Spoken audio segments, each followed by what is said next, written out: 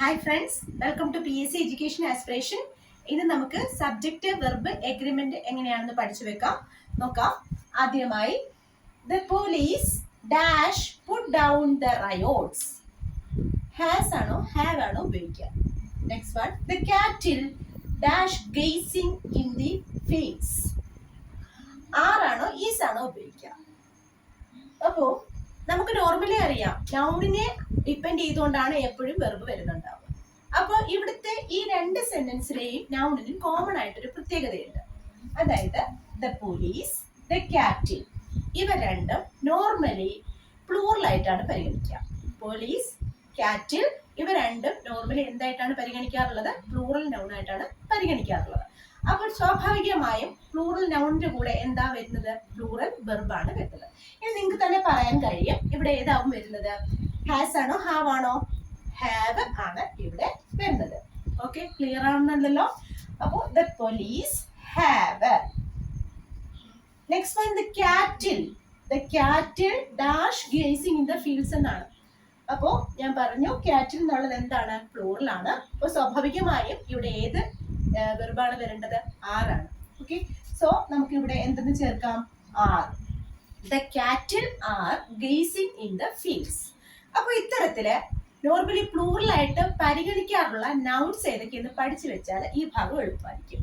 അപ്പോൾ ഇതുപോലെ ഈ കാറ്റഗറിയിലുള്ള പ്ലൂറൽ നൗൺസ് കാണുമ്പോൾ നമുക്ക് സിംഗുലർ ആണെന്ന് തോന്നും, എന്നാൽ പ്ലൂറൽ ആയിട്ട് പരിഗണിക്കുന്ന ഇത്തരം നൗൺസ് നമുക്കൊന്ന് പഠിച്ചു വെക്കാം. പോലീസ്, പീപ്പിൾ, കാറ്റിൽ, clothes, cavalry, clergy, States, savings, goods, life stock, earnings, belongings. ഒരിക്കൽ കൂടി പറയുന്നു.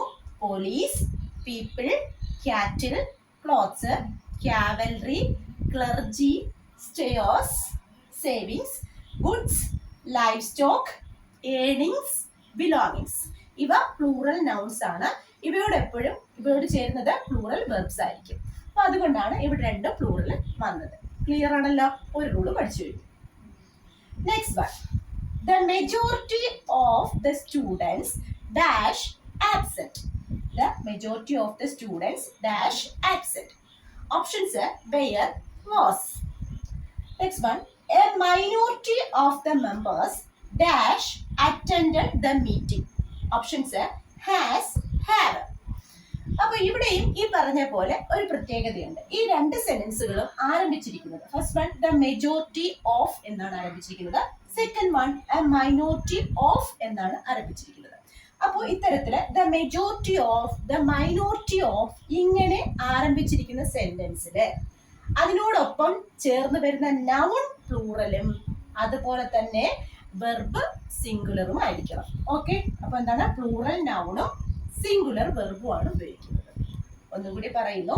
The majority of, A minority of ഇങ്ങനെ ആരംഭിക്കുന്ന സെന്റൻസില് പ്ലൂറൽ നൗണും, കണ്ടല്ലോ പ്ലൂറലാണ് സ്റ്റുഡൻസ്, മെമ്പേഴ്സ്, പ്ലൂറൽ നൗണും വെർബ് എന്തായിരിക്കും? വെർബ് സിംഗുലറും ആയിരിക്കും. അങ്ങനെ വരാൻ കാരണം A minority of the majority of ഇങ്ങനെ ആരംഭിച്ചതുകൊണ്ടാണ്. അപ്പൊ അതൊരു സ്പെഷ്യൽ റൂളാണ്, ശ്രദ്ധിക്കുക. The majority of, A minority of എന്നൊക്കെ ആരംഭിച്ചു കഴിഞ്ഞാൽ അവയോടൊപ്പം വരുന്ന നൗണ് പ്ലൂറലും വെർബ് സിംഗുലറും ആയിരിക്കും. അപ്പൊ വെർബ് സിംഗുലർ ആണല്ലോ, ഇവിടെ എന്താ വരിക? Was. The majority of the students was absent. Clear അല്ലേ? Noun plural, verb singular. Okay, next a minority of the members. Members എന്നുള്ളത് പ്ലൂറലാണ്, പ്ലൂറൽ നൗൺ ആണ്. ഇനി അതിന്റെ കൂടെ singular verb has. Members has attended the meeting. അപ്പോൾ ശ്രദ്ധിക്കുക, ഇവിടുത്തെ റൂൾ ഇതാണ്. The majority of, minority of എന്നിങ്ങനെ ഒരു സെന്റൻസ് ആരംഭിച്ചു കഴിഞ്ഞാൽ അവയോടൊപ്പം വരുന്ന നൗൺ പ്ലൂറലും വെർബ് സിംഗുലറും ആയിരിക്കും. ഇതാണ് സെക്കൻഡ് റൂൾ. ഓക്കെ അല്ലേ? Next one, a sheep dash in the meadow. Graze ആണോ ഗ്രേസസ് ആണോ? Next one, 4 sheep dash grazing in the meadow. Are, is. ഇവിടെ എന്താന്ന് നോക്കാം.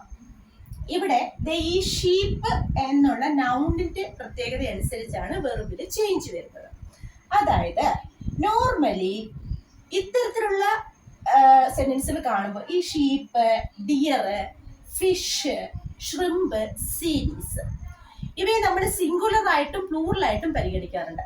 ഇപ്പൊ നമ്മള് മാനുകളുടെ ഒരു കൂട്ടത്തെ ഡിയർ എന്ന് പറയാം. അതുപോലെ തന്നെ ഷീപ്പിന്റെ കുറെ ഷീപ്പുകൾ ഉണ്ടെങ്കിൽ ഷീപ്പ് എന്ന് പറയും, ഒറ്റ ഒരെണ്ണം ഉള്ളെങ്കിൽ ഷീപ്പ് എന്ന് പറയും. അപ്പോൾ പ്ലൂറലായിട്ട് സിംഗുലർ ആയിട്ടും പരിഗണിക്കുന്ന കുറച്ച് വേർഡ്സ് ആണ് ഇതൊക്കെയാണ്: sheep, deer, fish, shrimp, series. ഇവയെ സിംഗുലർ ആയിട്ടും പ്ലൂറലായിട്ടും പരിഗണിക്കും. അതെങ്ങനെയാണെന്ന് ചോദിച്ചാൽ ഈ പറഞ്ഞ words sheep, deer, fish, shrimp, series ഇവയ്ക്ക് തൊട്ടു മുൻപിലുള്ള വേർഡിനെ ഡിപ്പെൻഡ് ചെയ്തിരിക്കും ഇതിന്റെ വെർബ് വരുന്നത്. ശ്രദ്ധിക്കണേ. അപ്പൊ ഫസ്റ്റ് നോക്കാം. അപ്പൊ ഇതിനെ സിംഗുലർ ആയിട്ടും പ്ലൂറലായിട്ടും പരിഗണിക്കുന്നു. ഇതിന് തൊട്ട് മുൻപിലുള്ള വേർഡ് സിംഗുലർ ആണെങ്കിൽ വെർബും സിംഗുലർ ആയിരിക്കും. ഇതിന് തൊട്ട് മുൻപിലുള്ള വേർഡ് പ്ലൂറൽ ആണെങ്കിൽ വെർബും പ്ലൂറൽ ആയിരിക്കും. അപ്പൊ ഇവിടെ ഷീപ്പ് തന്നെയാണ് എക്സാമ്പിൾ ഞാൻ രണ്ടും കൊടുത്തിരിക്കുന്നത്. ആദ്യത്തെ സെന്റൻസിന് എ ഷീപ്പ് എന്നാണ് പറഞ്ഞിരിക്കുന്നത് അല്ലെ, എ ഷീപ്പ്. അപ്പൊ ഒറ്റ ഷീപ്പിന്റെ കാര്യമാണ് പറയുന്നത്. സോ എ ഷീപ്പ് എന്ന് പറയുമ്പോൾ നമ്മൾ സ്വാഭാവികമായിട്ടും എന്ത് വേണം? സിംഗുലർ വേണം അവിടെ ചേർക്കാൻ. അപ്പൊ ഇവിടെ എന്ത് എഴുതണം? ഗ്രേസസ്. ക്ലിയർ ആവുന്നുണ്ടല്ലോ? അപ്പൊ എ ഷീപ്പ് എന്ന് പറഞ്ഞുകൊണ്ടാണ് ഗ്രേസസ് എന്ന് പറഞ്ഞത്. A sheep graces in the meadow. ഇനി സെക്കൻഡ് സെന്റൻസ് നോക്കിയേ. 4 ഷീപ്പ് എന്നാണ് പറഞ്ഞിരിക്കുന്നത്. ഇവിടെ രണ്ടും വ്യത്യാസമൊന്നുമില്ല, പക്ഷെ ഷീപ്പ് തന്നെ കൊടുത്തിരിക്കും. പക്ഷെ തൊട്ട് മുൻപിലുള്ള വേർഡ് ചേഞ്ച് ആയി. ആദ്യത്തിൽ എ, രണ്ടാമത്തിൽ 4 ആയി. അപ്പൊ 4 ഷീപ്പ് എന്ന് പറയുമ്പോൾ 4 എണ്ണം ഉണ്ട്. അപ്പൊ പ്ലൂറൽ അല്ലേ?